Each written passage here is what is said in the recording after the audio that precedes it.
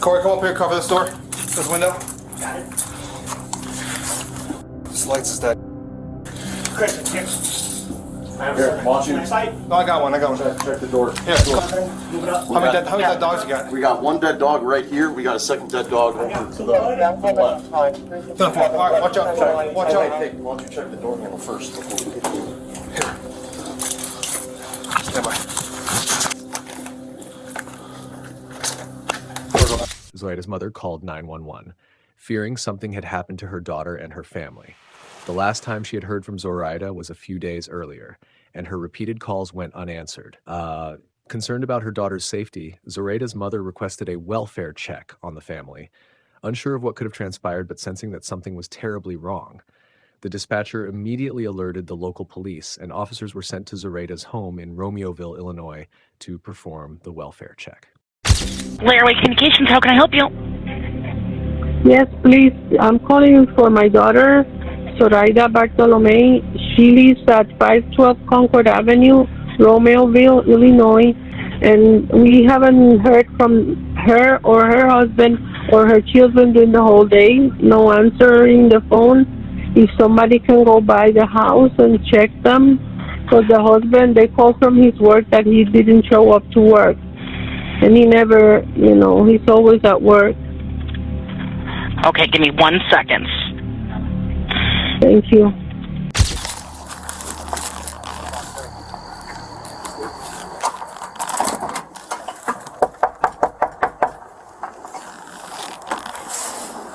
Thanks for coming. Oh, yeah.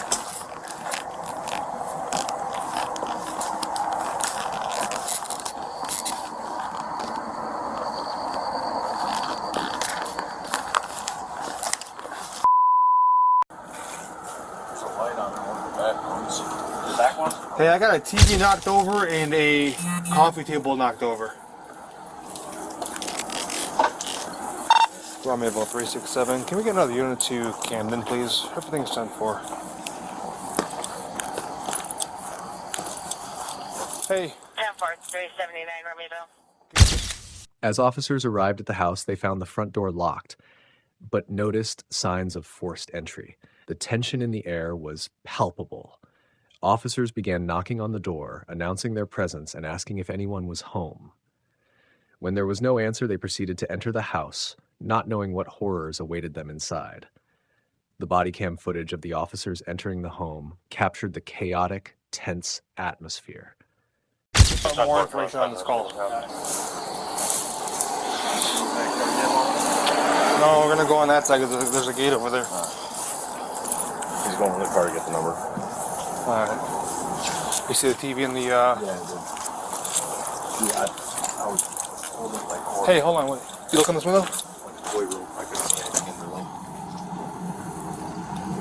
Nothing? Are you able to see? Oh, that's all the shit from toys.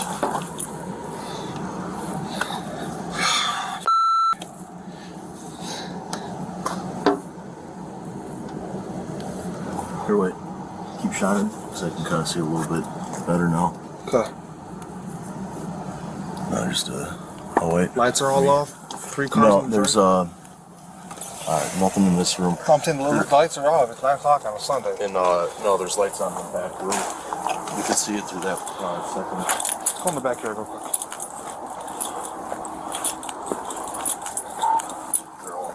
They're all myself and 67 are going towards the backyard. Just a heads up. 10-4.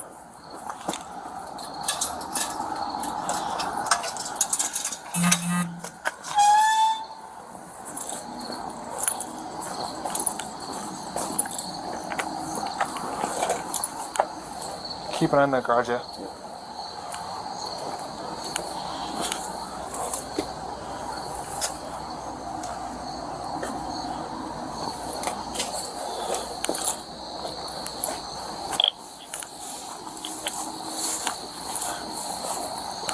I'm trying to.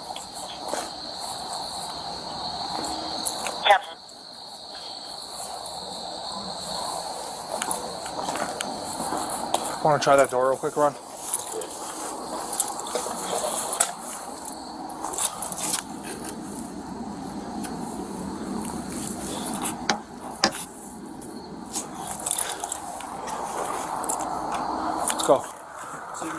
back.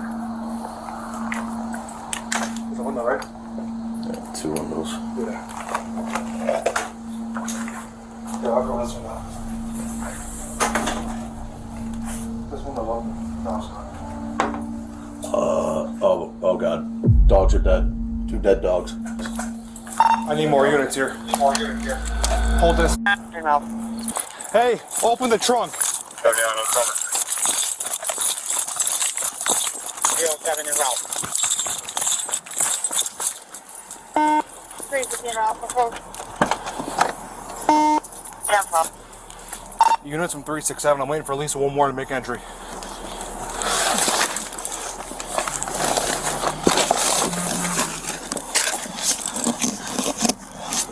You gotta do it to the front or the back, huh? We'll do back. 50, you have a ram?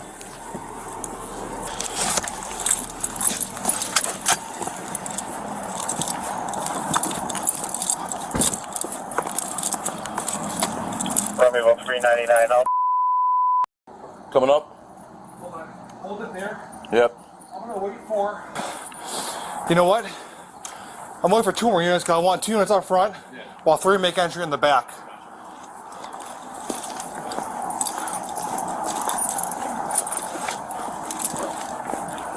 Yeah. You're gonna go walk inside the garage? Yeah, I didn't see anything to peek. Tell you what, Drake, go cover him. Cover the back door, Drake, from that corner. Get back door. 10-4.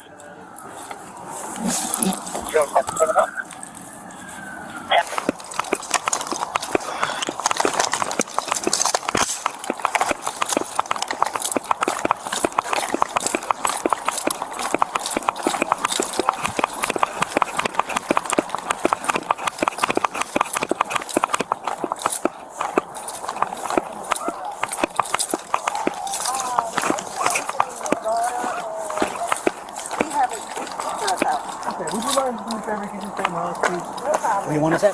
Okay, I want two people in front, holding the front. Keys.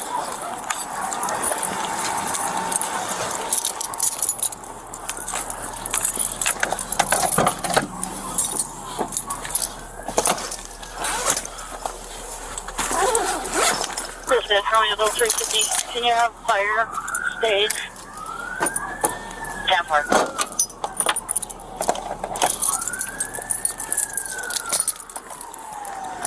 350. Any luck on that ram?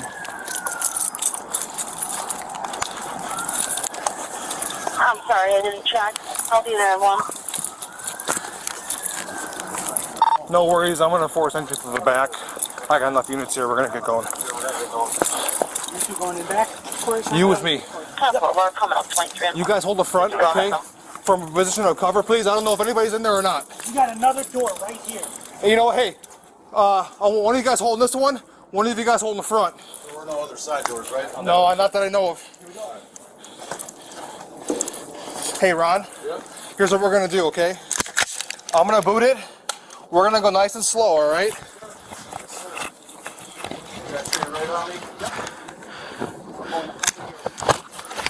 Drake, you stay behind me. Right when we get here, there's gonna be 1 dead dog. You gotta get over. Hey, no, you're behind me, To okay? the left, there's a 2nd dead dog. You stay in the back of the stack. You watch our 6 as we move through the house, okay?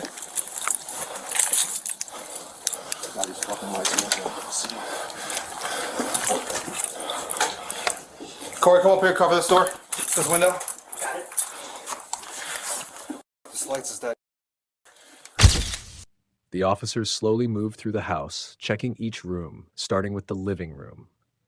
As they moved through the house, they noticed a strong, unsettling silence, which only heightened the growing sense of dread. The officers checked the bedrooms and were initially unaware of the scale of the tragedy that had already occurred. The house was neat, but the officers could feel something was wrong. It wasn't until they entered the back bedroom that they found the first signs of the family's fate. Body cam footage captured the shocking moment when they found the bodies of Zoraida Bartolome, Alberto Rolon, and their 2 young children. They were all dead, victims of a brutal and senseless crime. The officers' reaction was one of disbelief and horror as they carefully examined the scene. There was blood in various parts of the house, and the officers could immediately tell that the family had not simply gone missing. Zoraida, Alberto, and their children had been murdered. The officers also found the bodies of the family's 3 dogs, also killed in the attack. It became clear that this was no random act of violence. It was a carefully planned execution carried out by someone who knew the family well. To understand what unfolded next, we must first look at the complex relationships between the key characters in the case. Nathaniel Huey Jr. was a 31-year-old man from Streamwood, Illinois. He had been in a long-term committed relationship with Ermelinda Palomo, but he was also involved with Zoraida Bartolome in a secret affair. His double life would eventually lead to catastrophic consequences. Huey was manipulated by Palomo into believing that he was being targeted by a Mexican drug cartel, which was part of a larger plot to convince him that Zoraida was a threat. Zoraida Bartolome, 32, was a wife and mother of 2 young boys, ages 7 and 9. She was married to Alberto Rolon, and the couple had been living a relatively normal suburban life. However, Zoraida had an affair with Nathaniel Huey, which created a complicated triangle of infidelity. Ermelinda Palomo, Nathaniel's long-term girlfriend, was the key manipulator in this tragic case. She used technology and created fake personas to feed Nathaniel's paranoia. Palomo convinced him that a Mexican drug cartel was targeting him and that Zoraida Bartolome was a mole working against him. This manipulation ultimately led Nathaniel to murder Zoraida, her husband, their 2 children, and their pets. At first, investigators did not know who was responsible for this massacre. However, as the investigation deepened, police began to uncover the involvement of Nathaniel Huey Jr. and Ermelinda Palomo. The police also uncovered that Palomo had played an active role in planning the family's deaths, even coaching Huey on how to execute the killings without leaving any evidence. As the investigation progressed, the authorities zeroed in on Nathaniel Huey Jr. and his long-term girlfriend, Ermelinda Palomo. Ermelinda Palomo was quickly identified as a key player in orchestrating the crime. Detectives called her in for questioning, hoping to uncover the full scope of the plot that had unfolded over several weeks. During her interrogation, Palomo remained somewhat composed.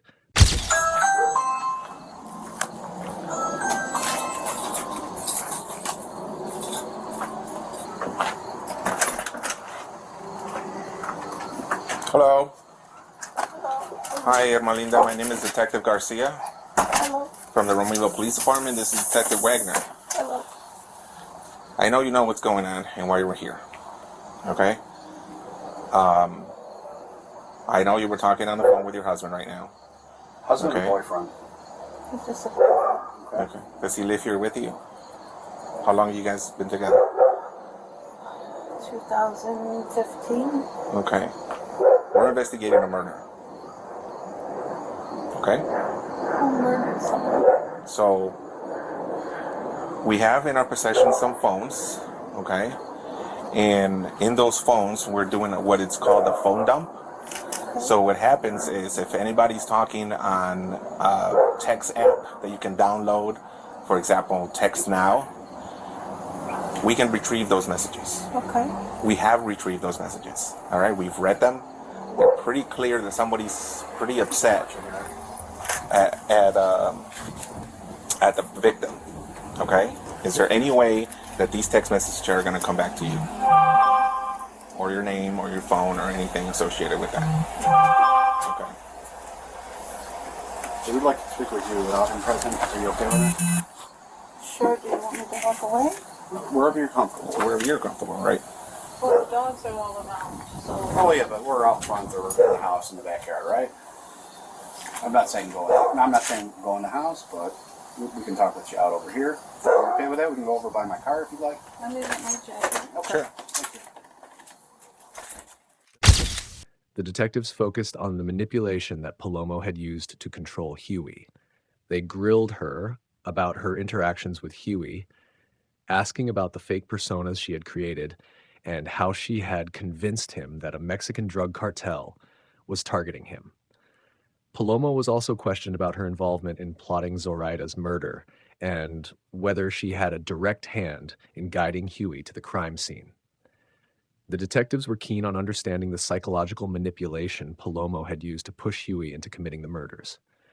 They laid out the evidence they had gathered, including the messages Palomo had sent Huey, the phone records, and other digital footprints that pointed directly to her.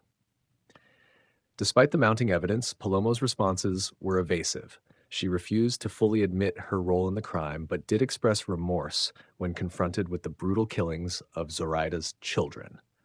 Okay.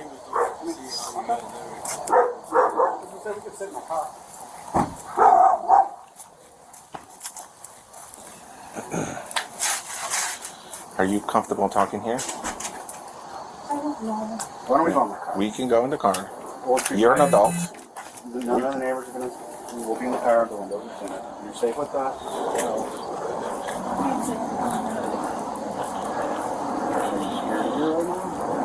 No, you can have a seat in the front, passenger. It's on lock.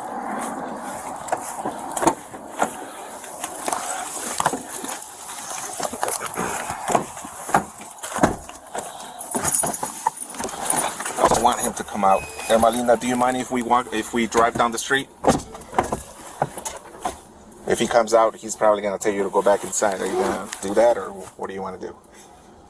Well, you guys obviously have me. You can't really say much, right? Well, it's what we want to talk to you alone, separate from him. That's what we're I trying want to to make sure that you're safe. Okay, can we go by the park? Sure. Yeah. Down that way? Okay.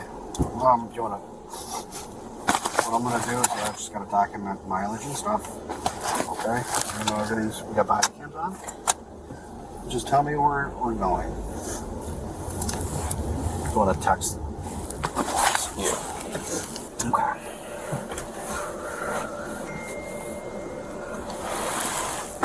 Ermalina, Yeah. how long have you known Huey?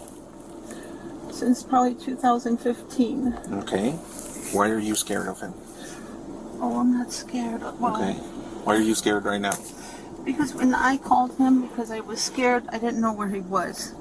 Okay. He said, someone's following me. Okay. So I called. And then I heard him say, why are you following me? Do you want to search the car? And then someone said to him, there are messages from you, and it's because her husband found out you were having an affair. And I didn't know that. You didn't know what? That he was having an affair. Okay. When did you find that out? Right now? Just right now. Okay. When's the last time that he had an affair? Because I know this is not the first time. No, it's not. Okay. When's the last time you knew he had an affair? When we first started dating. 2015? 2015 to maybe 17. You know what? His son was born and he said, I'm not having any more affairs. I'm not cheating on you. Okay. Stupidly. Okay. Do I know if he stopped? No, I don't know. Okay, so the last time you Well, hold knew? on. Okay. So then I had a party at my house. Mm-hmm. And I fell asleep. And apparently he said someone kissed him. And that was that. So I don't know. Maybe it was 2019. Okay. And he said, no, she kissed me. And that was it. Come on. We're all drunk. You know him better than we do, so. Anyways. Ermelinda was... At the same time, officers were working to gather additional evidence, including Huey's cell phone, which could provide crucial insight into his state of mind and his communications with Palomo. Detectives decided to visit Huey's workplace to retrieve his phone, hoping it would contain text messages, calls, or other digital evidence that would solidify the case against him and Palomo. Yeah. Hold on a second.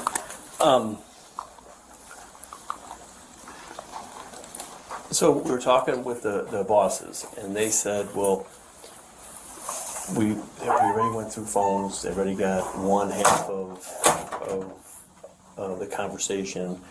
And you said you talked to her on your phone, right? Okay.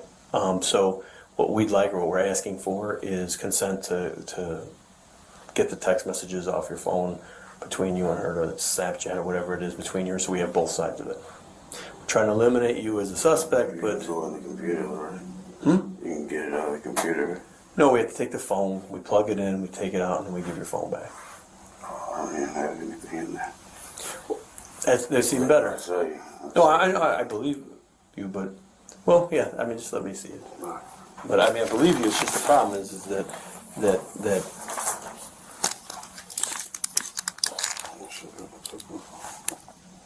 This is all I have right there from her. I don't have anything back.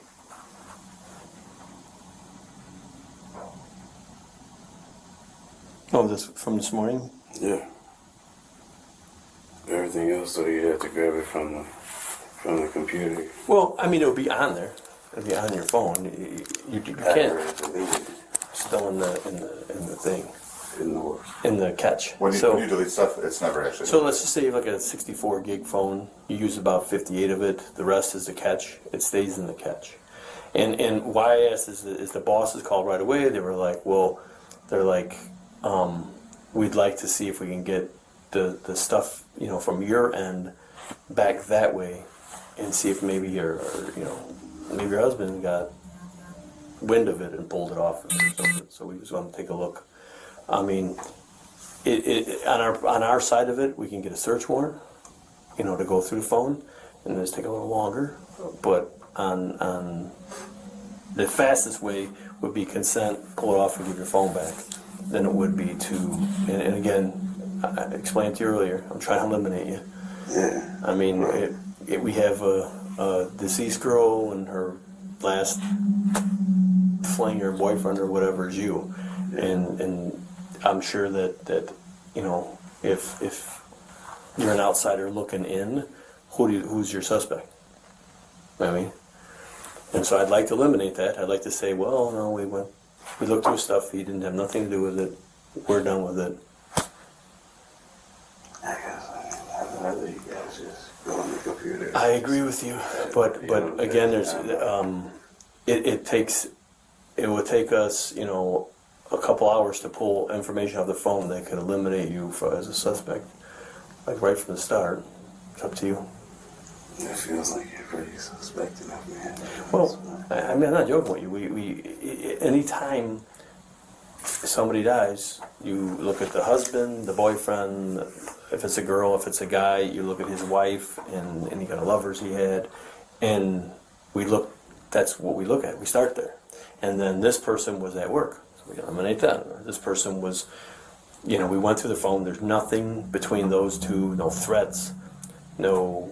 I mean, you're telling us there's no threats, but I can't go to to our bosses. I can't go to a state attorney and say no. I verified it. There's no threats. I have to. If I can verify and say no, I went through his phone. There's no threats. They seemed to be good together. There was no threats. There was no animosity between the two of them. There was no fighting. There was none of that stuff. Eliminate it. Just go on the computer, Chief, because I don't want to give up my phone. You know what I'm saying? I understand. I'm just telling you, I completely understand what you're saying, and I'm not even trying to give you guys a hard time, but taking my phone and all that, and you already told me you can get it from. We can get her side of it. I can't get your side. That's the problem. So I can get her side of it. If where she's got her phone, I can get that side of it. How about this? How about I come see you guys later today after work or something like that? Because I got other in there that I don't necessarily want you to be looking at. You know what I'm saying? I understand. But again, And I promise you, I don't care what you look at. No. It's not like freak like that or anything like that. Just well, I'm saying even if we, yeah. I mean, if you. Again, I'm asking for consent. The consent means that we plug it right in, we dump it because you've told us it's okay. Without that, then we have to get a search warrant. If we get a search warrant, then we have to type that up, and it's going to take longer. I can bring it down to you guys, and you can dump it all you want to. We're cool with that. We'll be there. The address is on the card. Well, let me step out. There right after work. Yeah.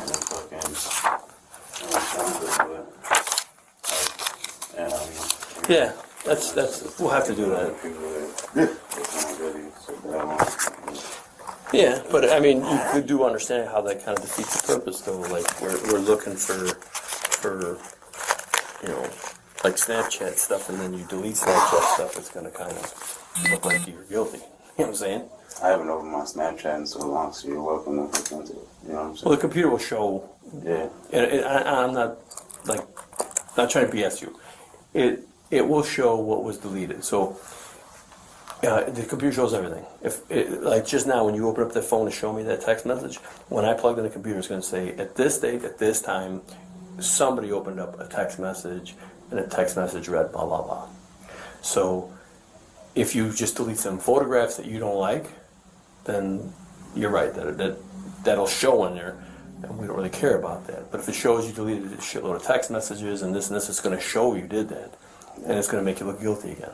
And again, I'm not threatening you. I'm not babying you. I'm trying to be like man to man, honest with you. I'm trying to eliminate you as a suspect, and doing suspicious things between here and there could hurt you. No, yeah, I get what you're saying completely. Okay. Yeah, like I said, I'll come down there later today. We'll dump it and have it back. Okay. All right, you got my card with the address on it. Yeah. Promise you. Okay. It's just like, yeah. All right. Thanks, sir. Sorry, yeah. No, you're good. I gotta ask, did you have anything to do with this? No.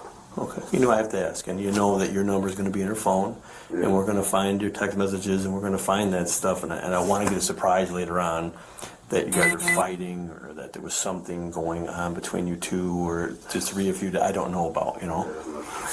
Nothing like that. Nobody was threatening anybody. We weren't fighting. Like, really, she was like an angel, you know what I'm saying? Like a sweet girl, so like. Okay, like I said, we you know, we're this is so new to us, investigation-wise. We have tons of videos to go through, and license plates, readers, and like text messages, Snapchat messages, and all that stuff. So it's so in the beginning of this investigation that we're just kind of reaching out to talk to all her family, friends, and everybody like that. And that's why we're here talking to you. And I just hope, I mean, in your head, if you could think of something like, oh, you guys should know about this, it's the time to tell us now before we find it later on, you know, in the computer, or we find it in a phone message or something. Those guys. Yeah, I mean, obviously we're going to stay in touch with you. I'd ask, you know, a couple more questions. Might be a little hard for you, but are you willing to take a polygraph test if ever needed? I guess. And then DNA, you know, swab in your mouth if needed. I'm asking this stuff now. I mean, we again, these are one of those things where if in the future we needed it, I could go to a judge and say, you know, this is why I believe I need it, and get a warrant for it. But I always ask people. I ask people straight up, right? Because, you know, most people ain't gonna know how to like, yeah. No, yeah, I mean, I never, this is just some shit that I never thought of. I doubt you'd be in the middle of that, exactly. But you can see how, like, you're not the only person we're going to talk to, and we're going to talk to lots of people, and we're going to talk to lots of family members, and we're going to talk to neighbors, we're going to talk to a ton of people. But we're starting off with the people closest to her, and we're here, that's why we're here talking to you, you know, her family and you. And so I ask these questions because, yeah, later on, if we are able to come up with like a DNA sample of something, I am going to ask everybody who she knows if they were willing to give up a DNA swab so that I can eliminate them right away. If I eliminate you right away, we don't have to keep coming down here bothering you. I don't have to bother you at home. I don't, you know, we're done with you. We don't have to call you anymore. Oh, yeah. Stuff like that. Yeah, like, and I don't even think like her family knew anything about us. Well, I can tell you right now, we're sitting here in this office talking to you. Somebody knew. Oh, okay. Okay. We wouldn't be here talking to you. That's a good point. But I didn't think that she was talking like to any family like that about. Well, I think they're done. I'll give you my card. I'll give you my card. If you think of something, give me a call. If like when you're back at work, you know, back there you're working, another employee comes up to you and goes, "Hey man, I heard this or I heard that, just give me a call and let me know what you heard. Because, I mean, we're asking for your help. You know, I'm sure you would like to see this get solved just like us, you know what I mean? Yeah, because I'm pretty angry. Yeah. This, I would, like I said, nothing against my wife, man, but like just different connection with someone. Yeah. You know, and it just felt like really strong. You know what I'm saying?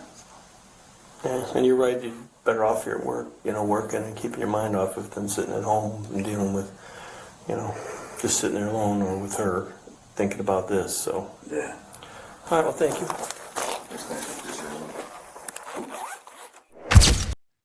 As the investigation continued, Nathaniel Huey Jr. and Ermelinda Palomo seemed to disappear without a trace. The police were unable to locate them for several days, and authorities feared that they might have fled the area, attempting to evade capture. The detectives' efforts intensified as they coordinated with other law enforcement agencies to track down the couple. Meanwhile, the investigation team continued to process the collected evidence, linking Huey and Palomo even more firmly to the crime. In a strange twist, Huey and Palomo were spotted together at a supermarket days after they had gone off the radar. A local resident recognized them, and a tip was quickly relayed to the authorities. Police quickly mobilized to track their movements. The officers followed Huey and Palomo as they left the supermarket and got into a vehicle. The couple appeared to be calm, walking through the aisles as if unaware that they were being watched. As the officers trailed them through the suburban streets, they made sure to stay discreet, not wanting to alert the fugitives to their presence. Once Huey and Palomo got onto the highway, the police followed them from a distance. Their location was being monitored in real time, and backup units were dispatched to intercept them before they could escape. Car's on fire! Get out of the car! What's your background? Get out of the vehicle! Get out! There you go. Yep. Ready to go in? Oh, you want to go in? Go in. Let's go. Yes. On your right. Move up to your right behind you. I got door. Do not see movement. No movement.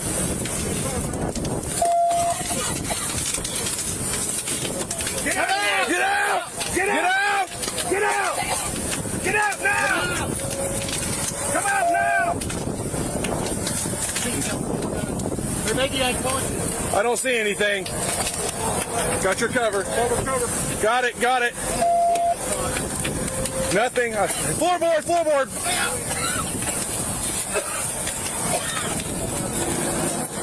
Get her. Got cover. Grab her belt. You got that door?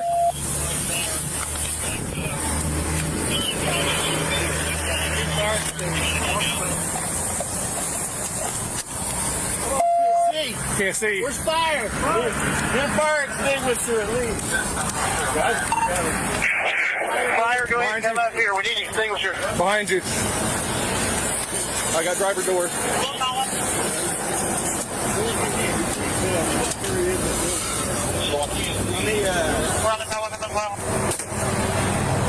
Get a baton!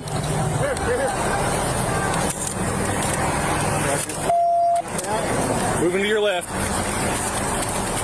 Go ahead.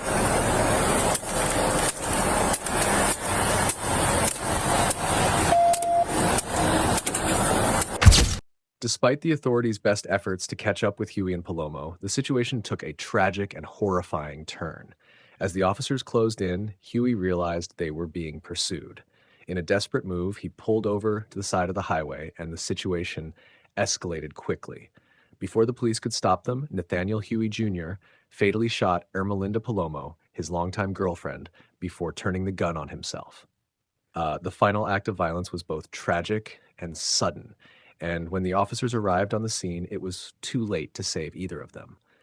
Huey and Palomo were both dead at the scene, ending their reign of terror and the investigation into the murders of Zoraida, Bartolome, and her family. The deaths of Huey and Palomo marked a tragic conclusion to a case that had begun with a mother's concern for her daughter's safety and escalated into a brutal quadruple murder. With their deaths, the investigation came to an end, but the grief and loss felt by Zoraida's family and the community would linger. As detectives pieced together the evidence, they learned of the manipulative web that Palomo had spun around Huey, convincing him to murder his girlfriend's family. The chilling details of the murders, the manipulations, and the final standoff left a deep scar on the community. Despite the tragic conclusion, the authorities were able to close the case with the knowledge that Huey and Palomo would no longer be a threat to anyone else.